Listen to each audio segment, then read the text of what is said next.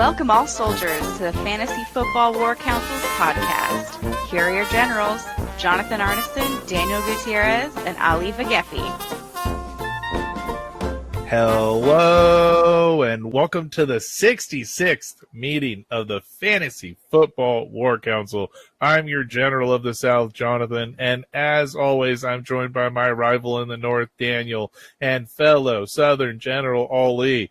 Today, we have a special hello and returning guest general to the show, the man on the milk carton himself, Mario, the dead president.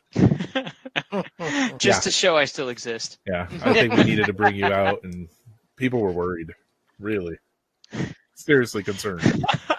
Well, how did everyone do today? This week, was it a good week? I had a terrible week. I don't know about you guys. Terrible week. I went 2 for 6 again this week, and went up against Nick Bosa in 4 leagues and had the lead in almost every single one of those, and then lost in every single one of those. So he was definitely the determining factor, and he is firmly placed in my belief as a leader in the Defensive Player of the Year. Right now, he's just killing it. He's not a single game he doesn't have at least one sack right now. That was a really good game. And Ali, that's Joey Bosa's younger brother. Damn, this fool remembers. It's worse than the actual podcast. I don't think we go back and just ask Mario. Aside from that comment, I am doing wonderful, guys. I don't know what's your problem, but this week's been great. If you're feeling like a pimp, go on, brush your shoulders off.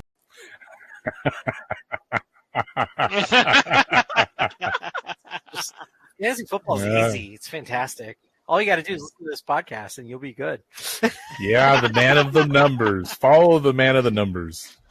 The man knows his stats, and he knows what's up.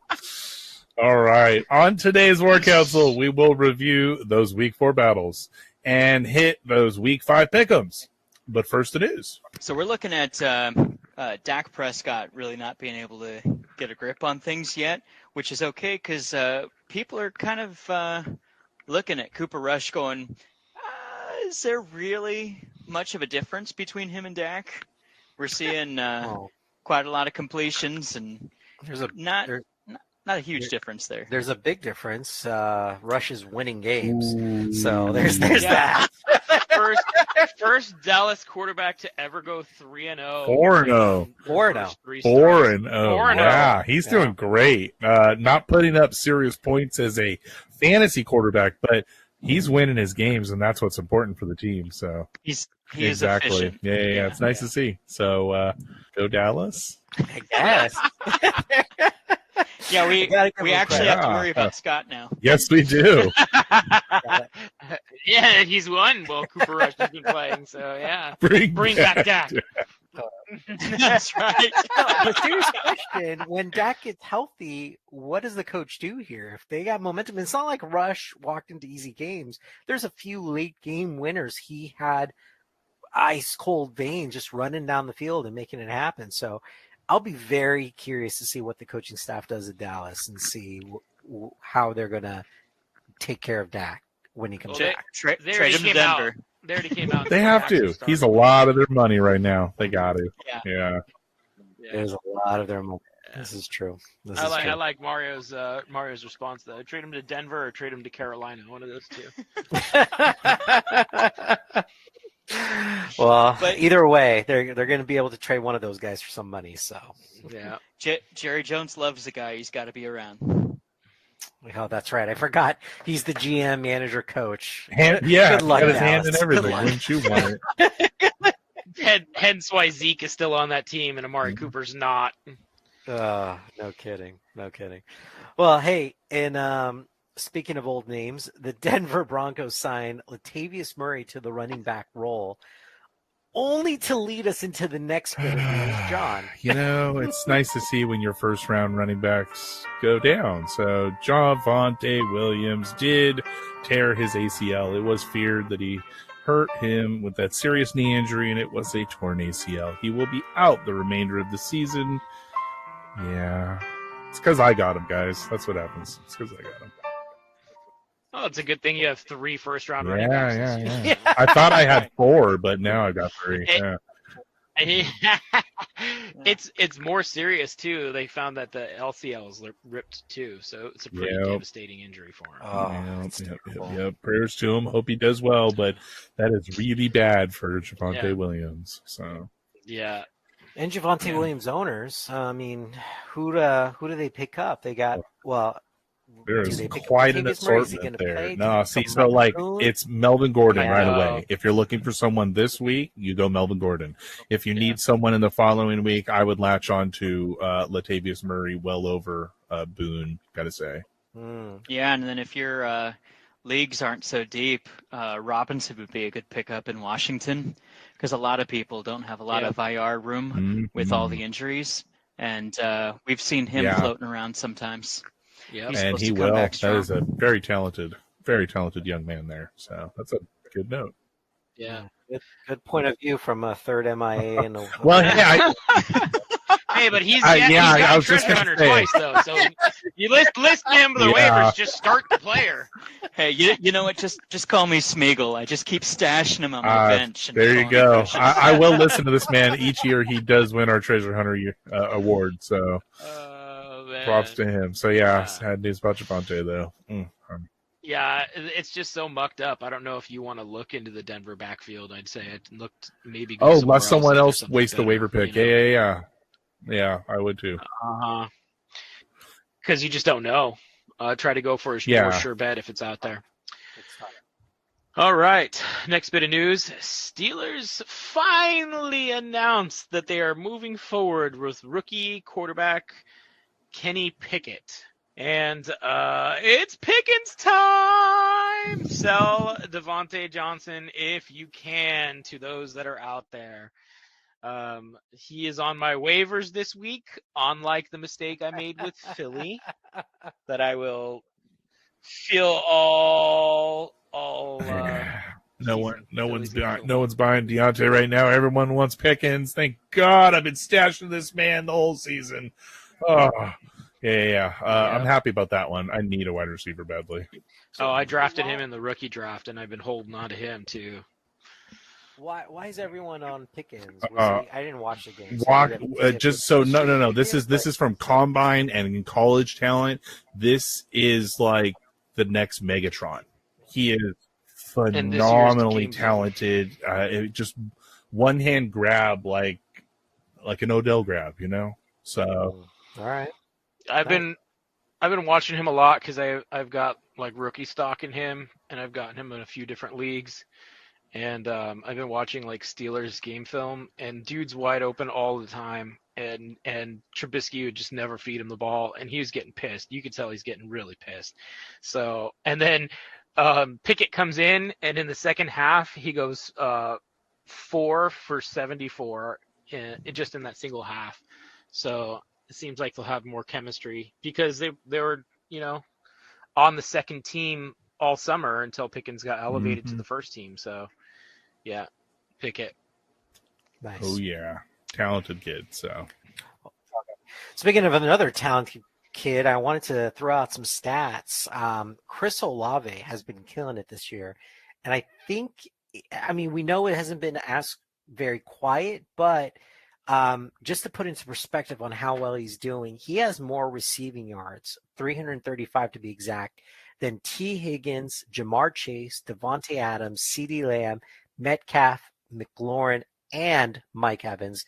Then again, Mike Evans did miss one game because of the suspension. But that being said, Olave is another young talent that we did talk about him in one of our podcasts pre-draft. That him and oh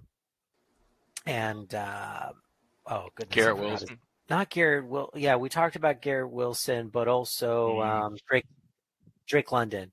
That's going to be solid. So the wide receiver class for this year has been very much so. Extremely well. Yes. Yeah.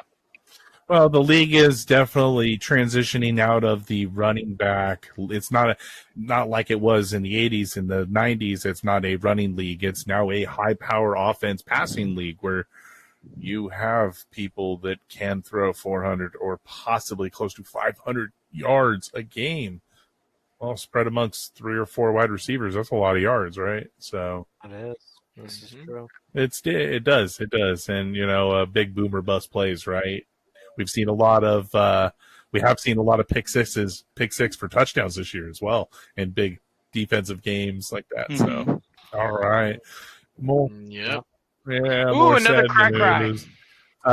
Jonathan Taylor did not practice for the second straight day.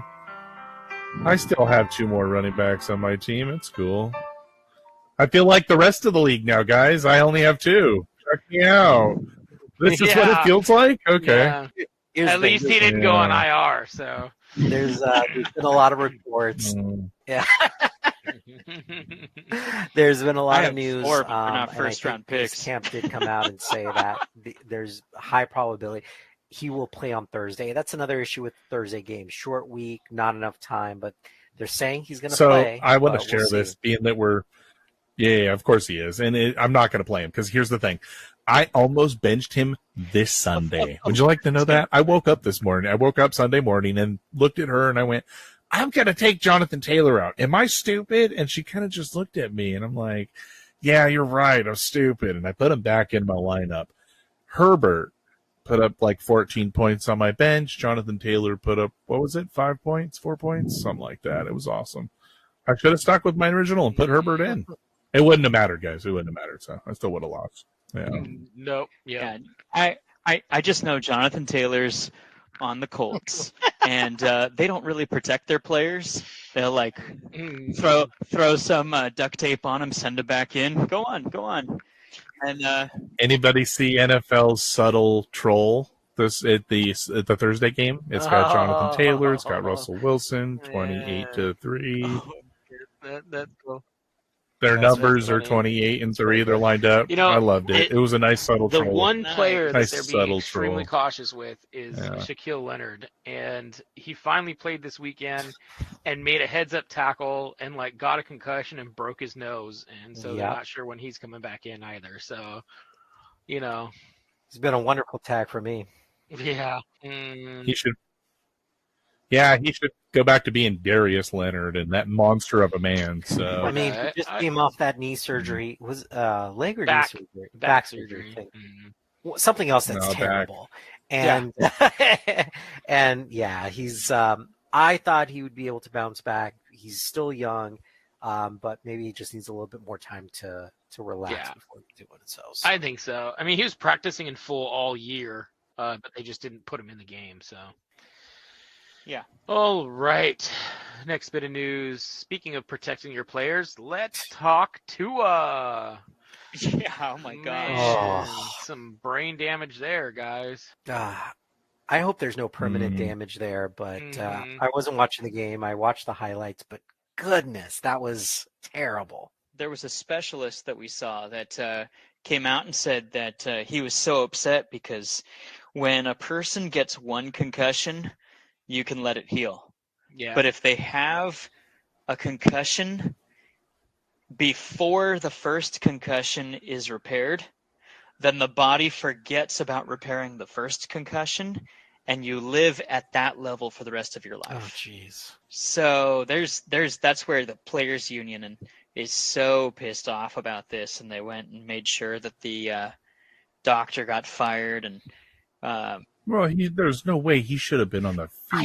Yeah, that was ridiculous. If he's stumbling like that, I mean... I don't think it was a doctor, and this is my conspiracy theory coming out, but doctors, they have nothing in it for the team to do extremely well. They have their reputation on the line.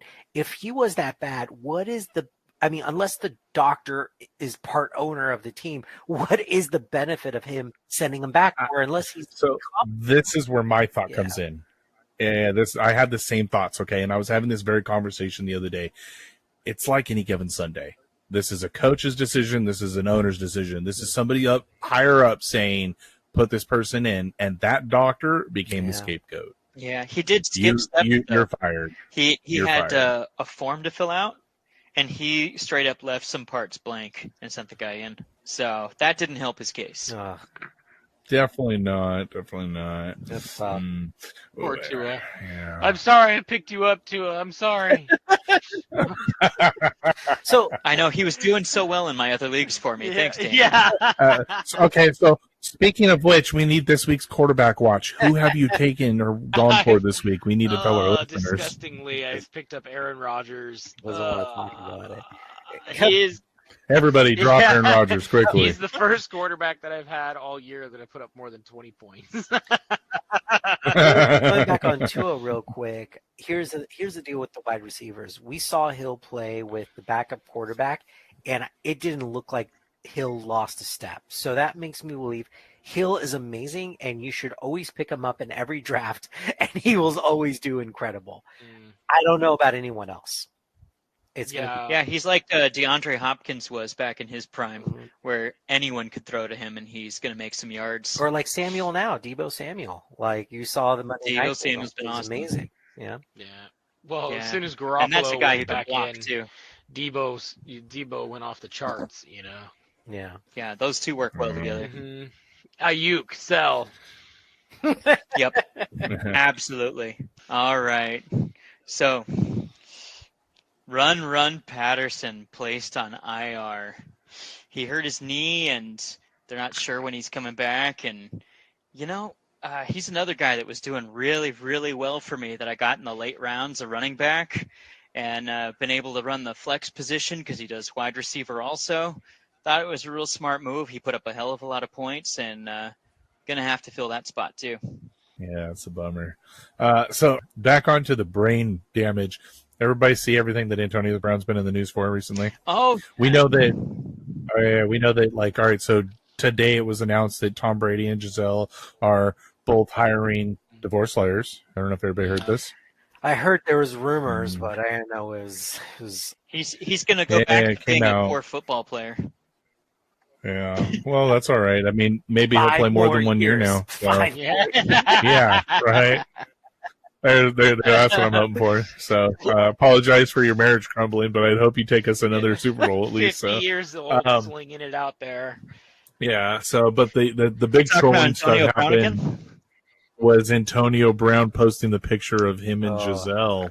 It was a picture from the Super Bowl, and he was trolling Tom with this picture, like, this is going to happen.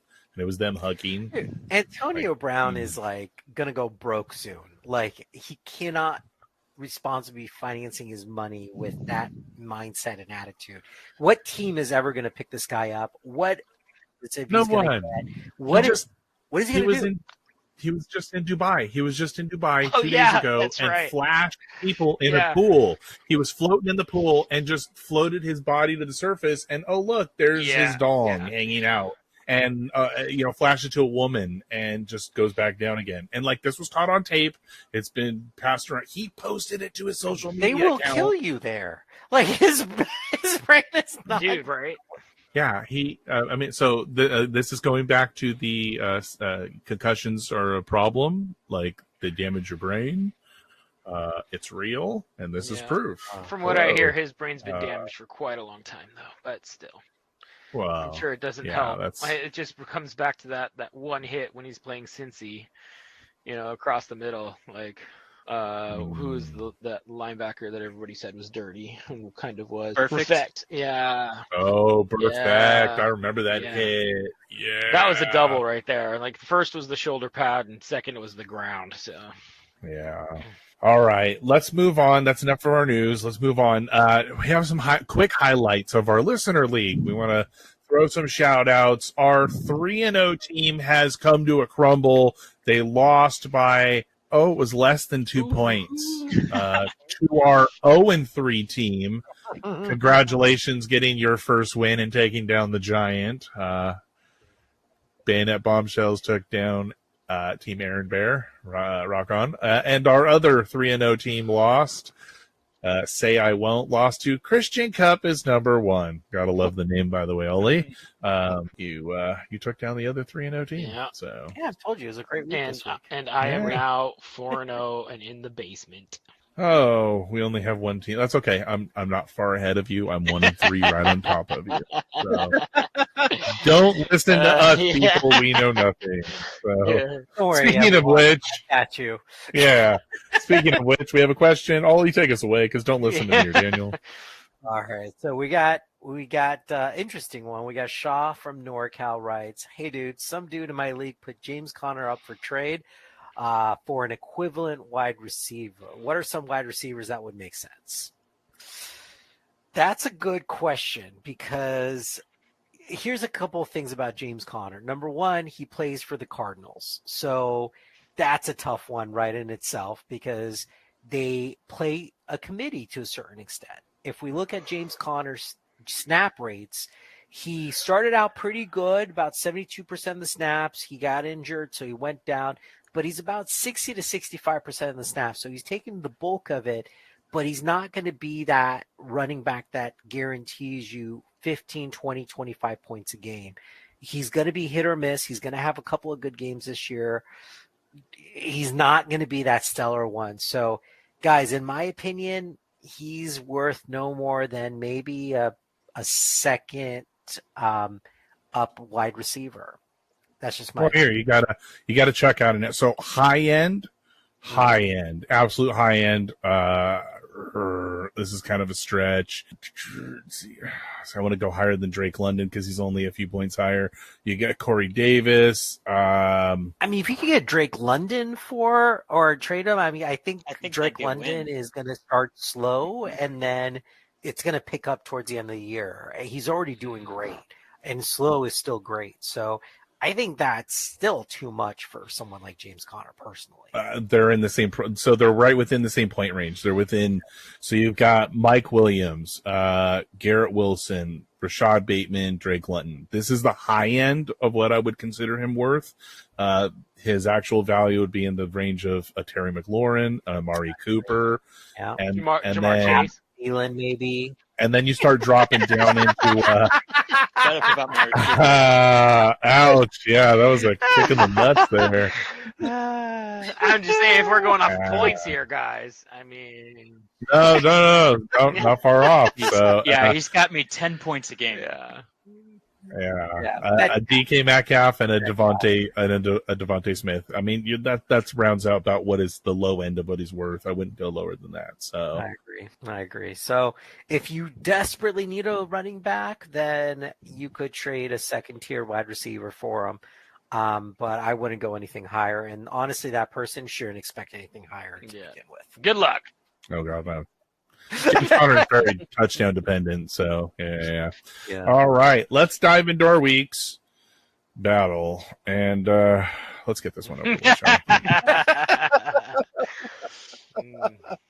Okay, so we're starting with the two of the scariest teams in our league faced each other this week. And I think that the loser, SC Slave Runners, actually put in a solid performance against Uterus S. Grant.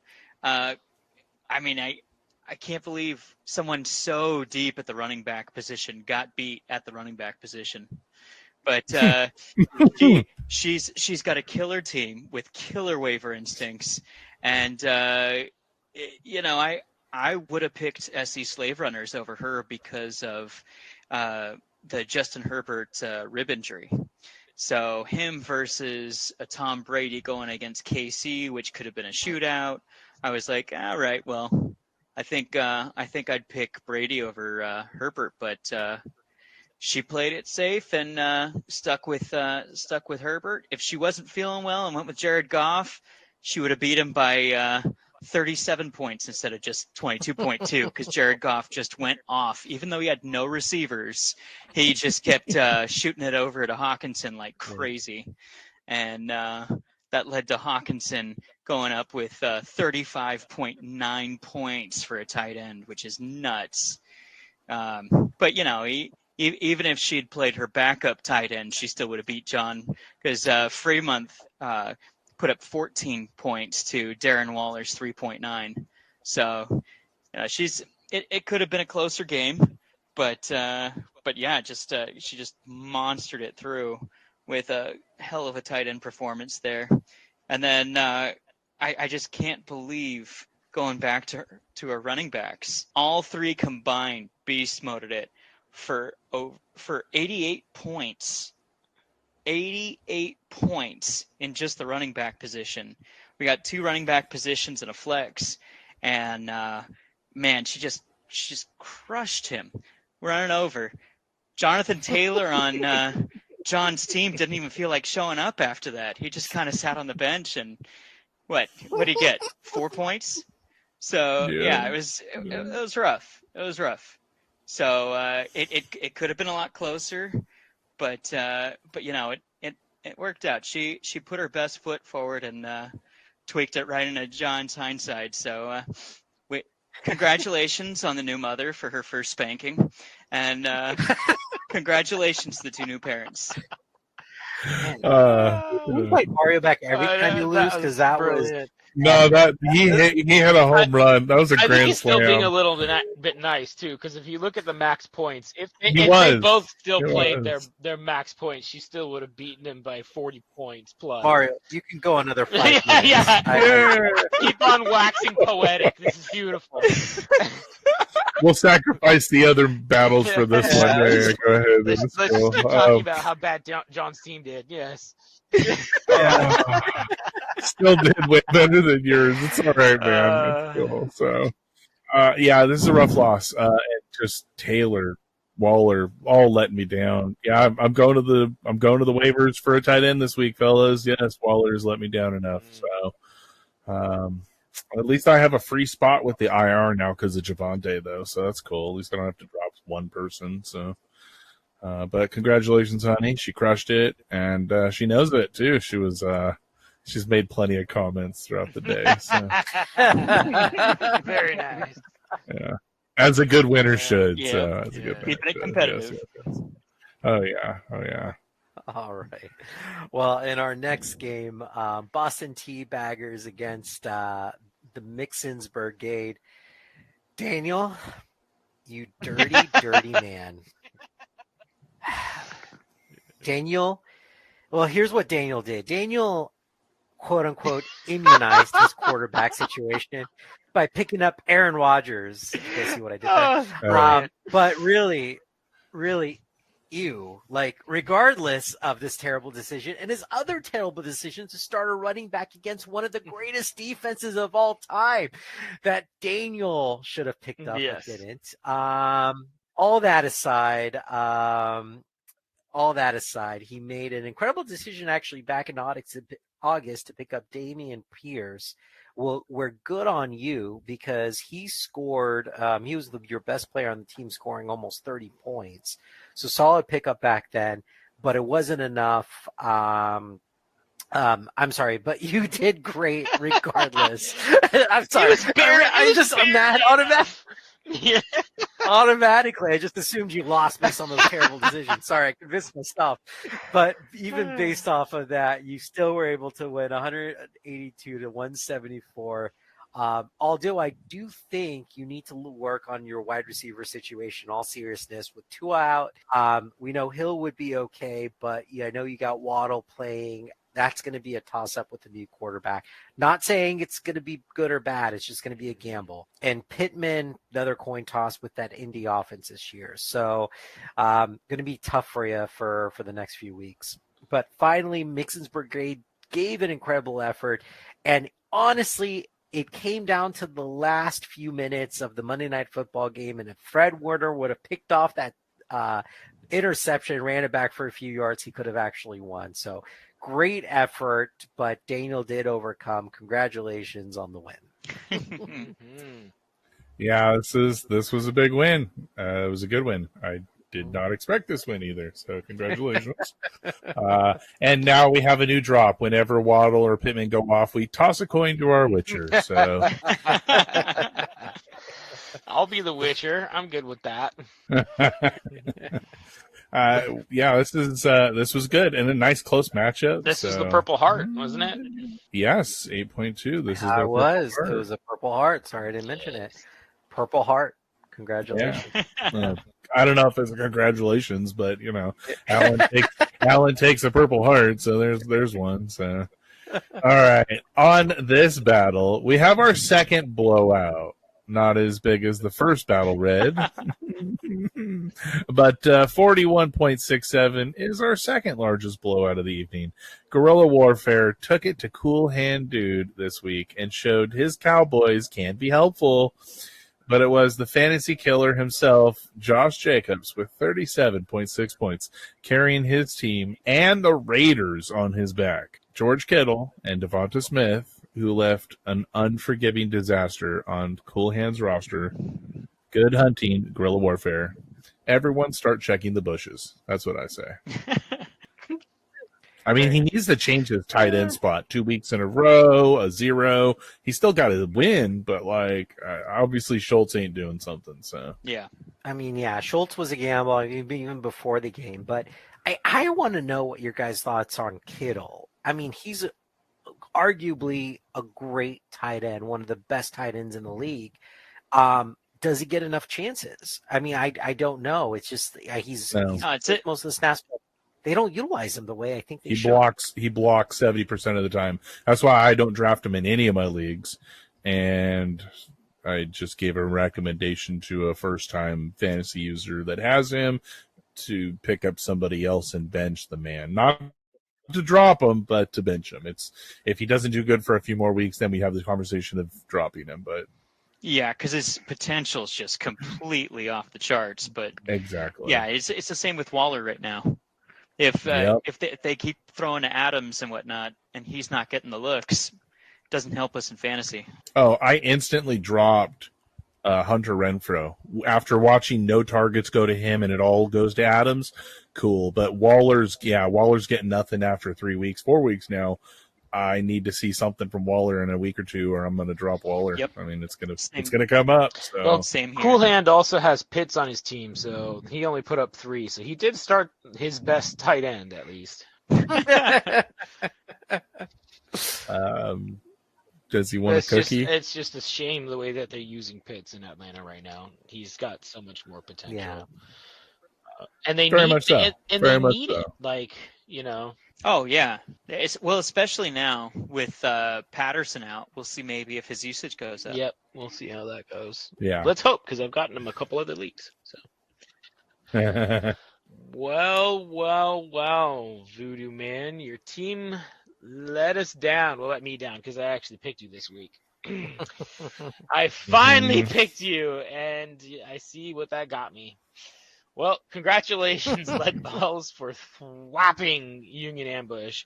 Uncle Rob put up 209.07 to Jose's 172.88 points for a point differential of 36.19. That last-minute Elvin Kamara scratch really killed you, but you can take comfort in knowing that setting your perfect lineup still wouldn't have only gotten you 193 points, so you still would have lost. So at least there's that.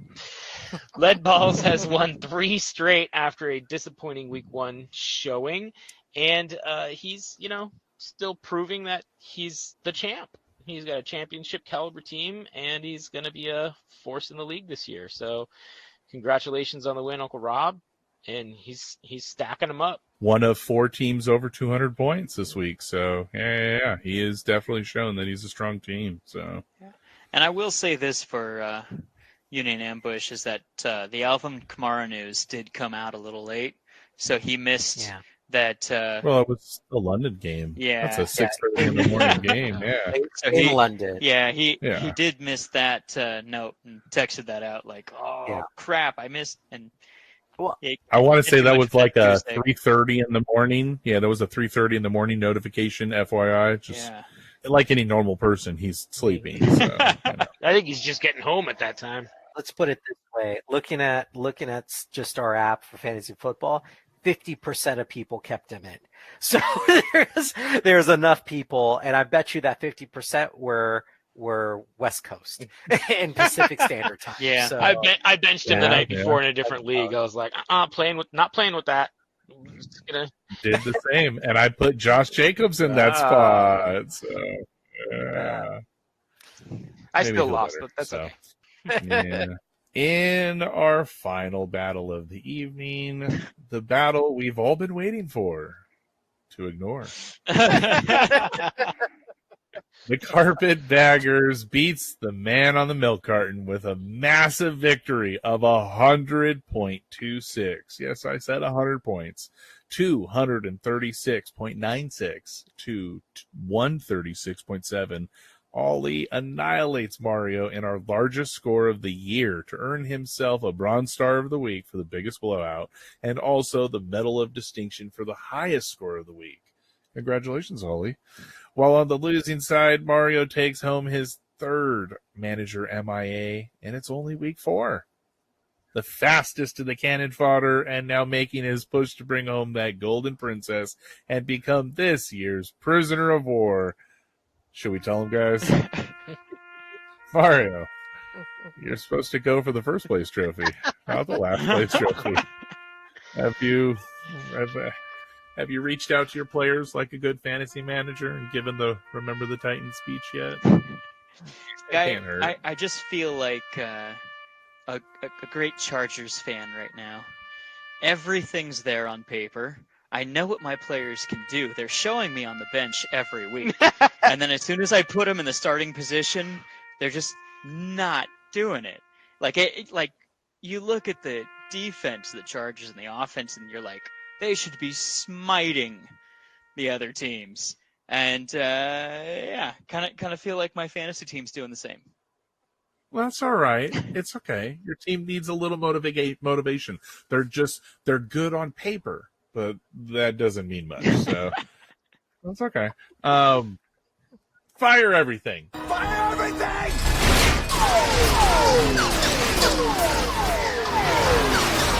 Fire the cannons.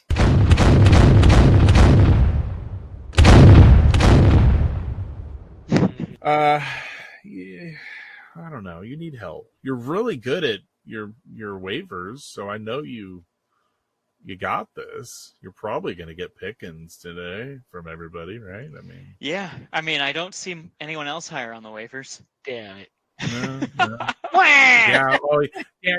Daniel, how'd you not see this coming? I saw this Mario, coming. Mario, you earned this spot. You're good. You go get who you want. Make yourself No. Well, when I play you, If only it were a running back coming up. Yeah. Yeah. Yeah, Well, I'm kind of disappointed, guys, to be Hey, honest. Melvin Gordon's there. Go at him. I was trying to get 250 points this week. Like Shaquille Leonard kind of let me down. Got me 3 points before busting his face wide open. So I'm hoping next week I'll do better. So I apologize for the last. I'm sorry.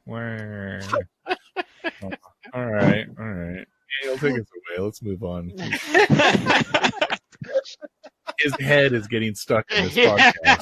Oh, it's gonna just get bigger, my friend. Well, that was the tequila battle too, so that was a good one.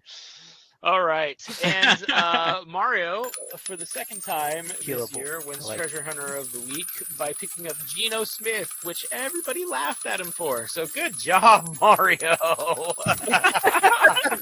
We got so many WTFs from Mario's pickup of Geno Smith. It was ridiculous, and look who's laughing now. Oh, I didn't laugh at it. I thought it was a good one. Do you know that he is the highest quarterback rating in the NFL right now? It's crazy. It's just that name recognition of Geno Smith. But you know what? It's the name. He put up 1/4 of Mario's points this week. So that was awesome. 37 points. Yeah. Swear to God, I forgot Geno Smith plays for the Seahawks. Like I just immediately I saw that name. Well, that doesn't shock us. That doesn't shock us. Let's be honest. Connor Cup plays. The amazing thing is looking at our matchup. you see Geno Smith versus Patrick Mahomes. Geno Smith 37.10. Patrick Mahomes 32.16. Yeah. Oh yeah, I love the comparison numbers between Geno Smith and Russell Wilson. Oh gosh. And all the Seahawks fans are like, we got an upgrade at quarterback this year. Right on. It's just like, really? All right. I think who hurts you the most, Mario, in your lineup real quick is also James Robinson. He's been stellar all year. Oh, yeah. Stellar. But I think one thing to keep in mind is in the last game, now they were against Philly, really tough run defense. But Etienne did take more of a lead in that game. So I don't know if that's something that's going to be a more prevalent moving forward, but something to keep in mind. I'm still starting James Robinson, had a great first 3 games. I'm going to scratch up the last game just for a tough run defense. Next week for Houston, if you have Robinson on your roster, I would say play. Oh yeah, me too. Take him I definitely see the targets going Etienne's way, but I mean he's still great at what he does, and he's still going to put up lots of points. Maybe he won't be putting up 30 points, but maybe if he's somewhere between the 20 and 25, that's kind of what I expect with him with the share with Etienne coming out. Yeah, better than James Conner. Yeah, and Tony Pollard let me down too. Yeah, Tony Pollard let you down as well. All right. Well, let's jump into this week's pick'ems. And I hate to say this. I don't even want to say this. All right. So both me and Ollie are now tied at 11-9. I don't know how that happened because Ollie went 5-0 this week. I gotta say it was a good day. I'm telling you guys, it was a really good week. You know, I have another drop I'd like to put there just because you said that, Ollie. Oh, nice. Yeah, that's a good one. Okay. All right. So while I went 2-3 and Daniel went 3-2, let's see how we all fare this week, and let's pick them.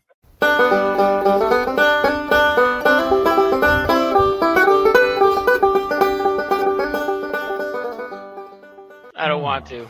Well, I want to. I'm sucking so bad this year. I like this. Yeah, this is the first time you're doing know. bad. You've done 2 years. You've done really well. So, all right. I don't want Ollie to win this All year. right. Come on. I'll go ahead. So with missing Jonathan I want to Taylor get Mario's staging. Mario's staging. And missing Javonte Williams, I am actually going to go with dead presidents over SC slave runners. I think that Mario's had enough with his bench outscoring his team, and he'll give a pep talk, and we'll see how that goes. I'm going for the upset here. All right. Well, it's nice to know that Mario's going to go after Pickens because I can go something else for my waivers because I'm right gonna behind cry him. a little. I mean, I feel where you're coming from, Daniel, but like, look at the matchups that, they have. Brady, Atlanta, Barkley against Green Bay, Sutton against Colts, Evans against Atlanta, Waller against KC. I mean, we would just assume these are going to be high-scoring games. I got to give it to John, no matter how good Mario might be on the bench. I see a running back on the waivers. I'm going to go. Damn it! I know who you're going for, and that pisses me off. Hello there. Anyways. I hope you feel dirty. Sorry, I don't feel dirty at all. This is really good. Although I'm going to take a shower after this. I'm going to pick myself in this matchup, and I like that Daniel. I like that you're going against me. It thrives me. It just pushes me forward. Although I know that I'm backed nicely because Ollie is picking me this week, and that just helps carry me along. It's like that guiding hand. So. Where's the hand leading you is the question. I mean, obviously he wants to win, so it's leading me to victory. I'm cool with it. This man has seen the future. Obviously, his future self has come back and handed a book to him, and he's just reading this book off, We just watched that show, Timeless. Wonderful show, by the way. And I'm thinking more Back to the Future. That's what he's thinking. He's got a book, and it's just looking at it. 2000 Almanac dropped in the backseat of my car. Oh, yeah. It has all the good things, like the important fantasy matchups of who wins what. So, Well, speaking of which, this next matchup, we were all across the board. We have Uterus S. Grant taking on Mixon's Brigade. I mean, she's been the second highest scoring team in the league, week over week, do an amazing job. We're all going Uterus. I mean, it just makes sense. Yeah, this is the team I am scared of. So, yeah. This is the team I am scared of. If I'm scared of any team, so. And also another team you're scared of, but don't worry about it. It's okay. You don't have to mention it. It's not you. It's okay, dude. We can go on to the next game. We got Cool Hand Dude versus Boston Teabaggers. Unfortunately, Cool Hand Dude is not having a great start to the season. 0-4, pretty unlucky, solid players, but they just haven't performed. I'm going Daniel. I think you got it this week. You got some solid matchups, solid folks playing. I think you'll do good. God, let's go. Agreed. His team kind of scares me though, because I feel like Booms, it's gonna go off the chains, But it will. Adams, he has Dubs on there. Kettle. I mean, again, they have to perform. So, but if they do and they do what they can, they will outscore you. But I just don't think they will. yeah. Nah, I think you got this one. I would wipe away that scared that you got written there. I'm not. Yeah. Yeah, I'm not shaking my boots over this one. So it's this next one. So all right, look, if you notice, I changed. Oh. Although I kind of want to change back. Okay, look, my change is because Ali. It's only because Ali. Look, the man is going for perfect, and I'm going to just follow whatever he does. It's like, I want to win too. I want to win too. So look, I put his name down, but in all honesty, I originally had Voodoo written there because Voodoo. Yeah. Voodoo let me down too. And that's why I'm a little hurt. I'm a little hurt this week because Magic's supposed to stick together, and Magic let me down. So come on, Jose, step it up, bro. I see him taking this one with Kamara coming back. Yeah. If Kamara's back, it's the Voodoo all the way. But if Kamara's not back, Ali takes this. Carpet all the way. Exactly. Here's the only way Voodoo wins is if I play the wrong defense. I got Buffalo versus Pittsburgh or Philly versus Arizona, and they're close on the numbers. Buffalo got back one of their safeties. The other one's out for the season. It's going to be a toss-up, game-time decision for me, so we'll see who I pick. Really? I'm surprised to hear you say that. Why? Who would you pick, Mario? Because their Eagles are going up against Arizona, and that's I would definitely Philly all the way. Definitely. Yeah, I don't see much of a choice there.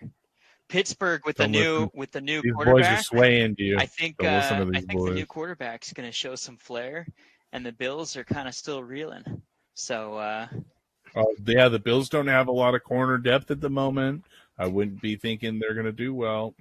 Hate to say that. So yeah, they don't. However, the thing that I'm curious about is going to be who's playing at home. And I know Philly versus Arizona, that should be a no-brainer. But if I'm not mistaken, Philly's at Arizona, Buffalo's playing at home. That's against the rookie quarterback in his first start. I can understand that. Yeah, yes. True. I would still pick Philly just because you stole them from me. It's a principle thing. Okay. All right. More. I was an idiot than you stole them from me, but still. Yeah. All right. And in our final battle of the evening, we have Guerrilla Warfare taking on Lead Balls. Both teams are 3-1. And oh my, we are all going Lead Balls across the board. I got to tell you, I'm wavering though. I want to type in Guerrilla Warfare, but only, and I tell you, only if this man changes his tight end spot. Yeah, that's a huge question mark there. But Mark Andrews against Cincy there, he's going to be putting up some numbers. Yeah, I agree. I agree completely. All right. Well, thanks for joining us. Right into the show. We're here to help you all out with our mediocre advice. Minus Ali. Ali's got phenomenal advice. Listen to Ali. ffwc23@gmail.com or @war_fantasy on Twitter. Tune in next week to see who takes home the Bronze Star, who is our next Purple Heart, and will Mario remain the man on the milk carton.